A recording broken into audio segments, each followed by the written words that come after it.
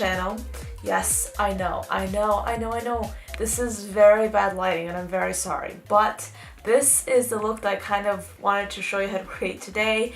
I just wanted to sit down and film a video, and right now I have very bad lighting and it's actually dark out, so I had like a lamp there, like a reading lamp, and then a fluorescent light here. The fluorescent light I like, the lamp not so much, so this is the situation. So if you want to see how to create this look right here, be sure and keep watching this video, I guess. I'm using some great products, and as you can see, this is the look that came out. So if you want to see how to create this makeup look, and I'm sure you do because I love it, I think it's a beautiful makeup look, then you keep watching till the end of this video to find out how to create it. So I've been looking at like inspiration photos from Instagram way too long, and I still can't find anything I just feel really compelled to do. As I've been doing lately, I'm just gonna like not take off the makeup I already have on, and I'm just gonna go from there. I have here 3 palettes I want to use. I might not use all of them, but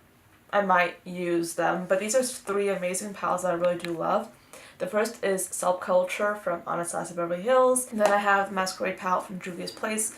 I mean, I used this yesterday when I filmed the last video I put up, I think, and I've just fallen in love with it. You know, it's just so beautiful, and I mean, I feel like even just holding up the palette, it just doesn't do it justice, because these colors, they're so pigment rich, they're so saturated with pigment and color and vibrancy, they're just beautiful. So we're going to start off with the Subculture palette first, and I'm just going to be taking New Wave on a fluffy brush and applying this to my transition area, which is basically my crease. Thinking I want to use a little bit of Masquerade from Juvia's Place, and what I'm gonna do with this is I'm gonna use this brush, and yes, it's filthy, yes, I know, but I haven't had a chance to clean my brushes. So, I mean, if you don't like seeing a dirty brush and someone using a dirty brush, then that's okay, but my thing is, if a brush has a similar color on it, and I'm using it for a similar color eyeshadow,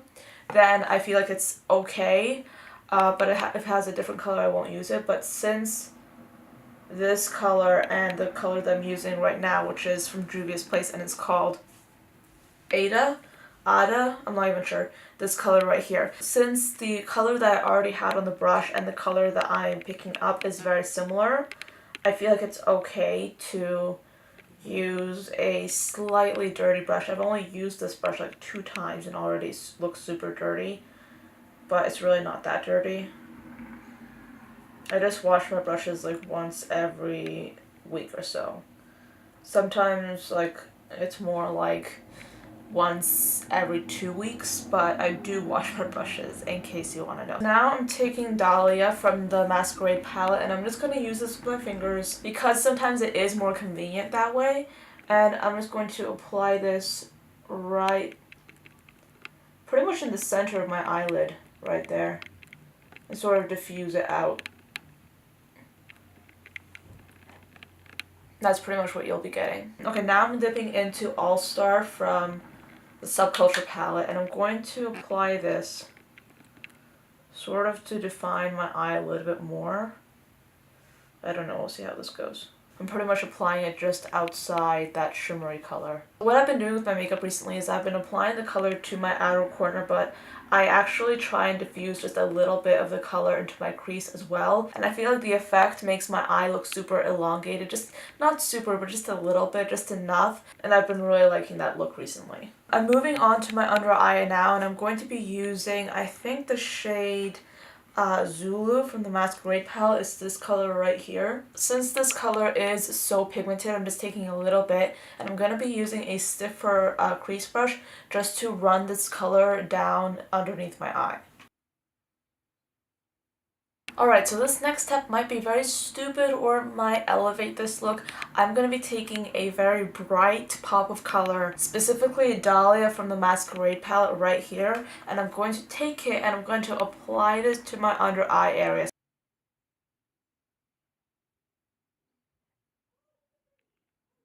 Honestly, I don't know how I feel about that. I'm going in with this brush just to diffuse the color a little bit.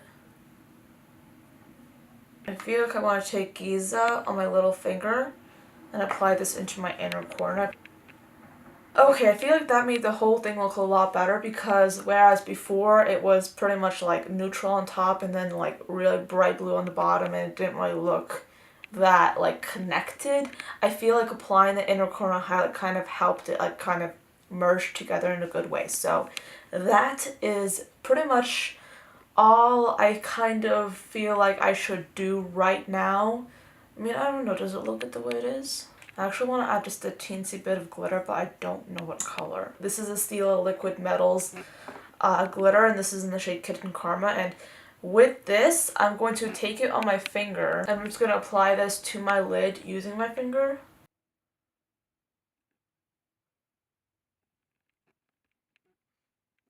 Personally, I feel like a lot of times, especially with glitter products such as these, applying with my finger kind of really helps me have more control, because with the brush, I just don't feel like I have as much control as I do with my fingers sometimes. So that's why I tend to work with my fingers a lot when I'm doing my makeup. So yeah, that is pretty much it for the eyes. I'm going to go real quickly and apply false lashes, and then I'll be back to you with the finished completed eye look. So this is what the lashes look like on. Now for the rest of my face, I'm taking a little bit of the Physicians Formula Butter Bronzer. This is like my fail-safe, as you may well already know. And then I'm also going to be taking the Kylie Jenner highlighter, and I'm going to be applying this to my cheekbones.